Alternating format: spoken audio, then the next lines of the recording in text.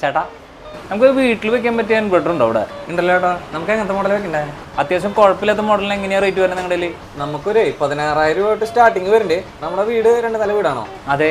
അതാവുമ്പോ നമുക്കൊരു 1000-ന്റെ ഇൻവെർട്ടറും ഒരു 150 ബാറ്ററി വെക്കായിരിക്കും നന്നായിരിക്കാം. 1000-ന്റെ ആണെങ്കിൽ എത്ര റേറ്റ് വരുന്നത്? അതാവുമ്പോ നമുക്കൊരു 23,000 വരും. പക്ഷേ ഓൺലൈനിൽ ഈ സെയിം പ്രോഡക്റ്റിന് 20,000 ഉള്ളോ? ചേട്ടാ ഓൺലൈനിൽ നോക്കിയിട്ട് കാര്യമില്ല, നമ്മളിവിടെ മാക്സിമം ഡിസ്കൗണ്ട് ചെയ്തിട്ടുള്ള റേറ്റാണ് പറയണേ. നമ്മുടെ അവിടെ നിന്ന് എടുത്താൽ പക്ക സർവീസ് ആയിരിക്കും. സർവീസിന്റെ കാര്യം എന്താ പറയണ്ട, അതിപ്പോ എനിക്ക് ടോൾ ഫ്രീ വിളിച്ചാലും കിട്ടും. തനിക്കത് 20,000 എനിക്ക് തരാൻ പറ്റുമോ? അങ്ങനെ ഇതാ കൊടുക്കും ഞാൻ. അത് നമുക്ക് മുതലാവില്ല ചേട്ടാ. ചേട്ടാ ഒന്ന് ഓൺലൈനിൽ നിന്ന് എടുത്തോ. എന്നാ വേണ്ട, തനിക്കൊരു കച്ചവടം പോയി, അത്ര ഉള്ളോ? 1 week later.